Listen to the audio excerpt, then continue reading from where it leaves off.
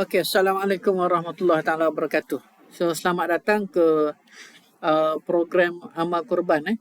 So, program ini ialah satu program di mana Poni bekerjasama dengan pihak Amal Korban untuk membolehkan rakan-rakan menjual pakej-pakej korban yang ada dengan pihak Amal Korban lah.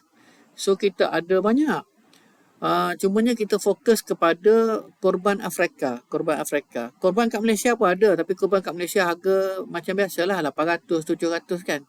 Korban Afrika ni murah lah, 38 gitu kan. So macam lembu satu bahagian 380.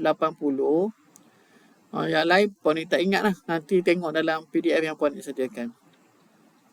So bendanya bila kita buat projek-projek sebegini, macam Puan ni suka jadikan projek ini sebagai satu projek untuk menambahkan database pelanggan Puan ni.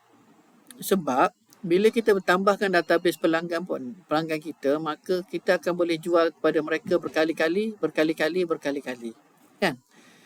Cumanya bila Puan ni cari pelanggan untuk korban ini, dia bukan merupakan pelanggan untuk training yang Puan ni buat lah. Dia akan jadi pelanggan untuk produk-produk Puan ni. Sebagai contoh dulu Puan ni ada jual produk probiotik. Jadi Puan ni ada banyak database probiotik tu.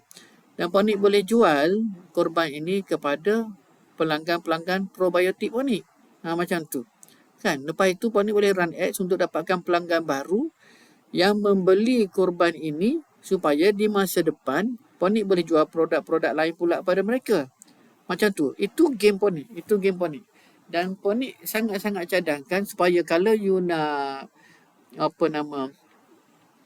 menjual apa-apa, you jangan fokus pada mendapatkan jualan. You fokus pada mendapatkan pelanggan sebab nanti you boleh jual berkali-kali pada pelanggan yang sama. Macam korban tahun ni dia beli, tahun depan you boleh offer lagi pada dia orang. Dan projek ini InsyaAllah banyak tahun lah. 10 tahun, 15 tahun pun boleh jalan. Kan? 10 tahun, 15 tahun boleh jalan. Next kan. Apa yang Puan suka pasal projek ini ialah, nombor satu, dia lebih murah. So, bila dia lebih murah, kita boleh dapatkan jualan dengan agak mudah. Nombor dua, dia berulang. Setiap tahun, dia akan korban lagi.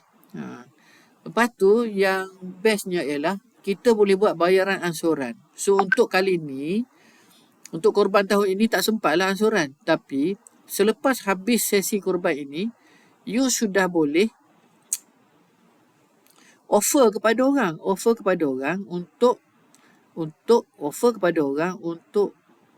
buat ansuran. Maknanya dia start bulan 7 ke kan? Dia start bulan 6 ke bulan 7, dia boleh bayar ansuran 12 kali, 10 kali melalui kad kredit. Lepas tu bila dah siap bayaran tu, you dapatlah commission you. Tapi tak kisah lah. Maknanya kalau you ada masa setahun, banyak mana you boleh dapatkan pelanggan. Nanti Puan ni akan sambung dengan video seterusnya.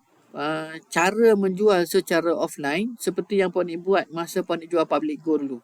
Dalam masa sebulan lebih Puan ni dapat buat sale 1 juta lebih. Tapi kos marketing free je lah, kosong lah. Tapi Puan ni guna secara offline. Sebab nanti Puan ni ajar, Puan ni share macam mana caranya dalam video seterusnya. Okay?